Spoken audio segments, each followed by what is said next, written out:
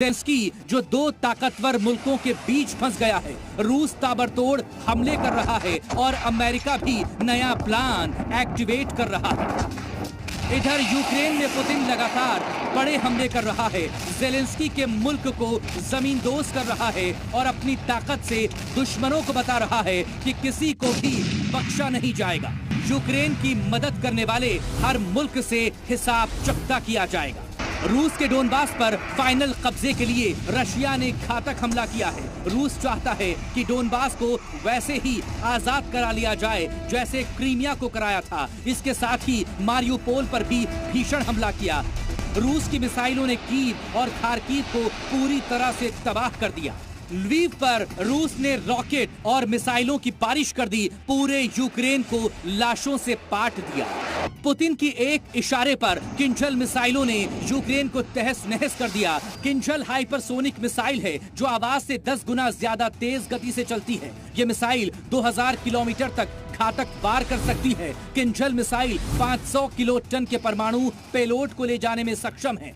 ये missile 3 kilometre प्रति second की रफ्तार से हमला करती है और किंजल मिसाइल को दुनिया का कोई भी एयर डिफेंस सिस्टम पकड़ नहीं सकता। हाल ही पुतिन ने इस्कंदर मिसाइल से भी यूक्रेन के सैन्य ठिकानों को तबाह किया। इस्कंदर मिसाइल मध्यम दूरी तक परमाणु हमला करने में सक्षम है। 500 किलोमीटर की दूरी तक ये मिसाइल अचूक वार कर सकती है और ये अपने साथ 480 किलो परमाणु विस्फोटक ले जाने में सक्षम है। सुखोई Su-35 जेट से हमला। आधुनिक मिसाइलों को चलाने के लिए रूस ने अपने सबसे घातक फाइटर जेट्स भी जंग के मैदान में भेज दिए हैं। MiG-31 के साथ ही सुखोई 35 भी यूक्रेन के शहरों पर बॉम्ब बरसा रहे हैं। सिर्फ आसमान से ही नहीं बल्कि यूक्रेन के शहरों को जमीन से भी निशाना बनाया जा रहा है। रशियन आर्मी को भी नए हथियार दिए गए हैं और आर्टिलरी को सपोर्ट करने के लिए घातक वार करने वाले टैंक भी तैनात किए गए। BMP-T-72 टैंक को भी युद्ध में उतारा गया है।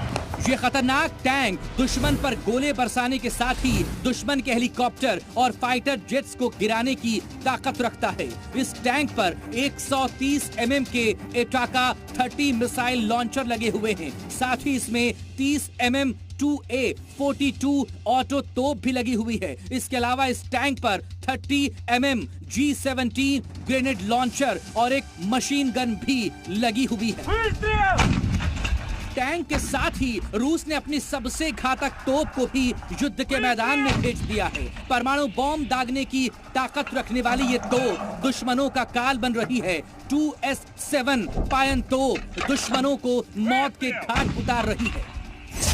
2S7 पायन तोप परमाणु बॉम्ब दागने की ताकत रखती है। ये तोप 37 किलोमीटर दूर तक परमाणु बॉम्ब से हमला कर सकती है।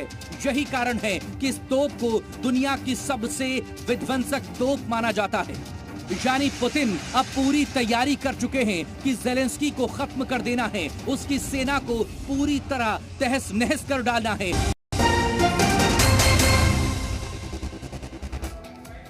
एक बड़ी खबर के साथ बुलेटिन की शुरुआत करते हैं। बड़ी खबर यह है कि रूस यूक्रेन जंग के बीच इस वक्त की बड़ी खबर, यूक्रेन आर्मी के आगे अब रूसी सेना पूरी तरीके से पस्त हो गई है। आपको बता दें यूक्रेन का रूसी सेना पर जबरदस्त पलटवार। यूक्रेन ने कीव शहर को रूस के कब्जे से छुड़ा लिया है।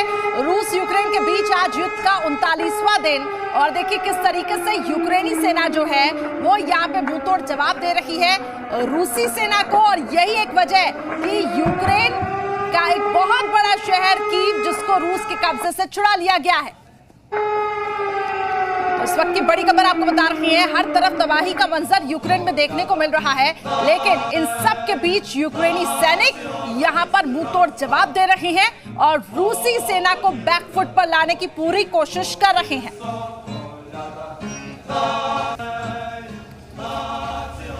और इसी बीच एक और बड़ी खबर भी आपको बता दें, रूस के मिसाइल अटैक से मारियोपोल में भीषण तबाही देखने को मिल रही है। ड्रोन के जरिए मारियोपोल की तबाही की भयावह तस्वीरें सामने आई हैं।